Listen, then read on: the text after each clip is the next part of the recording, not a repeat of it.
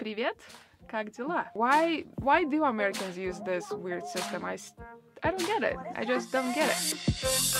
What has happened?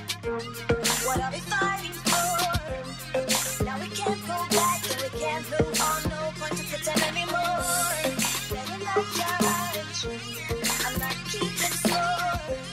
Hey guys, welcome back to my channel. So in today's video, I will be talking about things that freaked me out when I first moved to the United States, and some of those things still kind of freak me out, even though I lived here for quite a long time. Before we get into the video, I do want to do a huge shout out to all of my patrons out there.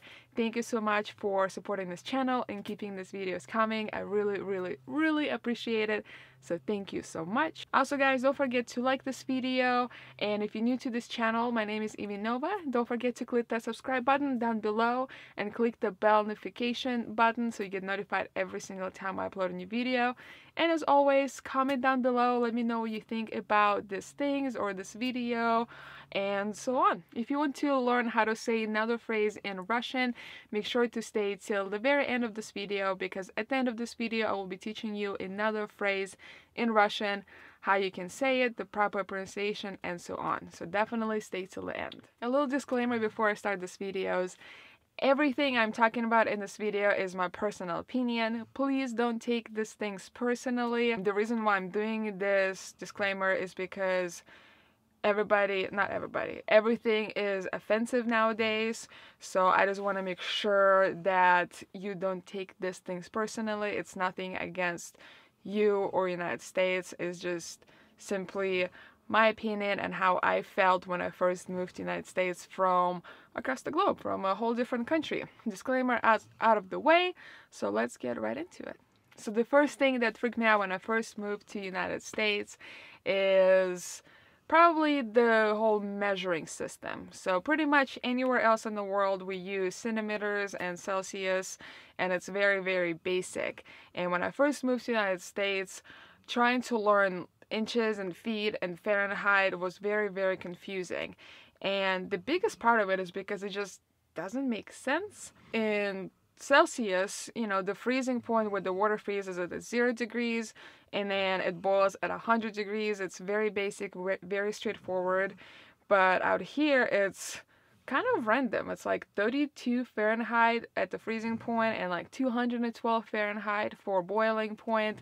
And it's just kind of a random numbers.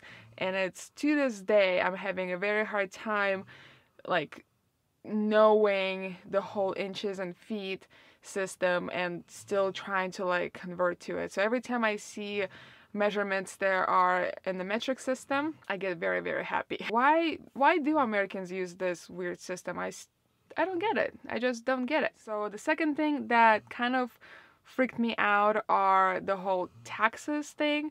So growing up in Russia, you would go to a grocery store and let's say there was a box of cereal for $2. Then you know that you take that box of cereal and you go to the checkout, you're gonna pay exactly $2. There's no hidden fees, there's no hidden taxes. So when I first moved to the United States and I would go grocery shopping, you know, I would pick everything up and I would have like a total in my head of what I'm gonna pay, and then I get to the register and it's a completely different number. And that was very confusing to me and kind of freaked me out. And even to this day, I kind of don't understand why they don't just include taxes into the final price, because that would just make shopping a lot easier. You know, you don't have to calculate or guess how much you're gonna pay. If it says one thing, that's what you're gonna pay. So to me, it's still kind of freaky, and I'm still not quite understanding why is that. So United States, you should probably just start including taxes into the final price, because it would just make life easier for everybody. Third thing that I found very confusing is the cost of medical care and tuition for universities. It's very expensive, and it's kind of weird because, you know, you would go to a doctor and that would give you, let's say, like an arm brace, and then later you would get a bill in the mail for like $400, where you could have gotten the same arm brace at like Walgreens for $10. And it's just the whole thing is just very, very expensive. In Russia, growing up, there was or is free healthcare, and you could get insurance and go to like a private hospitals. But even if you get insurance, the best, like the top of the line where you don't have to pay for visits or anything else, it's around 1,000 American dollars a year. Where out here, you get insurance and you pay like $300 a month, and it's not even the best kind of insurance. There you still have to pay for doctor visits, and then even after everything, after all of your appointments and everything, you would still get the bill in the mail with the remaining balance. And it's just so expensive and so confusing. And to me, it's still kind of weird. Same with the college tuition. It is so expensive here. It is getting kind of out of hand. I went to a community college first, which I paid cash out of pocket, and then I went to a 4-year university, and it was expensive. It was very, very expensive. It took me a very long time to pay off all of my student loans, and I just don't understand it. In Russia, most universities are free. You get free education, or you can go to private universities. But even with that, it's very cheap. My cousin went to one of those private ones, and I think she paid a total of like $4,000 a year for everything. So to me, it's still kind of freaky. And when I first moved to the United States, and especially when I started getting into the college and applying for everything, looking at the prices, I was just in shock. Another thing that I found very weird and it kind of freaked me out when I first moved to the United States is the whole cell phone plans and mobile phone plans. So in Russia, when I did have a cell phone, what you would do is you would go and you buy your phone, and then you would go to pretty much any like grocery store or electronics store, and you would buy a SIM card with the phone number, and you put that SIM card in your phone, and you go to the machines. There's machines everywhere, like subway stations and everywhere. You can like type in your phone number and you can put money in, kind of like a prepay phone system, and you put in like whatever amount of money you want in there for text messages and minutes and internet data. And now in Russia, there are like cell phone plans that you can sign up for. And if you can't afford to buy a brand new phone, you would finance it, but they're completely separate. So that way, if you have your phone financed, but you want to cancel your plan because you don't want to have it anymore, you can just cancel the plan and still continue paying for your phone. But when I first moved to the United States back then, there were contracts. You had to be on a 2-year contract, and if you want to cancel it, you have to pay a ridiculous amount of fees. And to me, that was very, very weird. I didn't understand why you couldn't just pay for what you use. Why did you have to sign all of these contracts? It was very confusing to me, and it took me quite a long time to figure everything out and kind of learn the whole system to make sure I wasn't taken advantage of by these companies, the cell phone companies. Another thing that really freaked me out is the whole food aspect out here. Number one, the portions in the United States are so big. Growing up in Russia, if you do go out, the portions are a good size. They're actually like a good portion that will fill you up, but it's not gonna be like ridiculously big where you can't finish it. But when I first moved here and I would go out to a restaurant or whatever, the portions are so big I can never finish them. And it's cool that you can take, leftovers home, but at the same time, those portions are way too big for people. I could never finish one at least. And all the foods, not all the foods, but a lot of foods here are so sweet. There's so much added sugar and everything. And to me, when I first moved here, it was weird because anything I would buy would be way too sweet for me because I wasn't used to it. Everything tasted so sweet to me, and it really freaked me out. For the longest time, I thought that it was me, or like my body is changing, or my tastes are changing, or maybe something is wrong with me because all I can taste is sugar. But then I actually started reading the ingredients and everything, and I realized that there's so much added sugar and so many different foods and so many added preservatives and everything. And I realized that it's not me, it's just the foods in the United States are different and filled with a lot of things that don't need to be in there. When I first moved to the United States, I never changed my diet. I kept eating like the same type of foods, and I actually gained quite a bit of weight.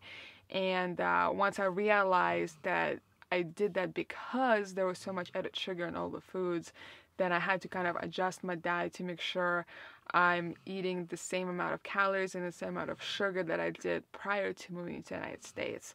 And when I did that, I lost all the weight that I've gained, and I went back to my normal weight. But that was very strange to me, because anywhere in Europe, you go, the portion sizes are a lot smaller and they're normal, and there's not as much added sugar and added preservatives in the foods. I think the last thing that I found very interesting is how people in the United States write the dates. So here in the United States, you would do a month, day, and a year, which to me still doesn't make sense, because I'm pretty sure anywhere else in the world it goes day, month, and a year. Because if you think about it, wouldn't you want to know what day it is first versus the month? Plus the day, the date or the day changes first before the month and before the year. So growing up, I would always do, you know, day, month, year. And when I moved here, I had to switch it to month, day, and a year. And that really kind of confused me for the longest time. And to this day, sometimes I still write the date as a day, month, year versus month, day, year. So if anybody knows why people write the month first out of here, please let me know in the comments down below, because I genuinely want to know why you would write a month first and not the day. Okay, so this is it for the things that freaked me out when I first moved to the United States. I hope you found it fun and interesting, and I hope you learned something new.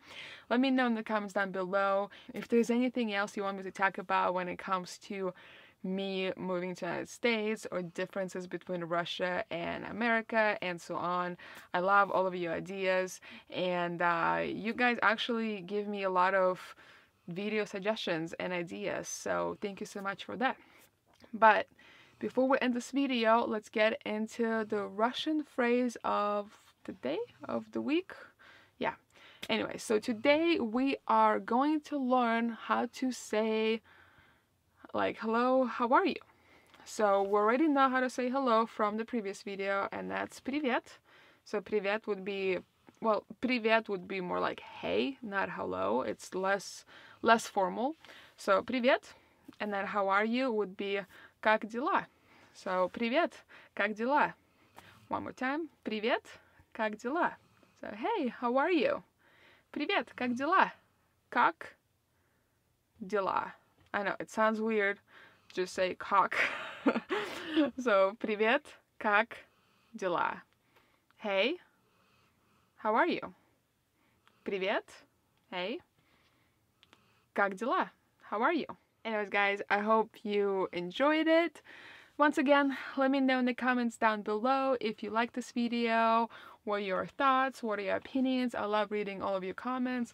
And as always, don't forget to like this video or dislike if you wish so. And if you're new to this channel, don't forget to subscribe down here, down below. Click that bell notification so you get notified every single time I upload a new video. And once again, huge shout out to all of my patrons out there. Thank you so much. I really appreciate it. Anyways, guys, I really hope you enjoyed this video, and I will see you on the next one. I'm not keeping score. All I did was wait for the shit to make. I never meant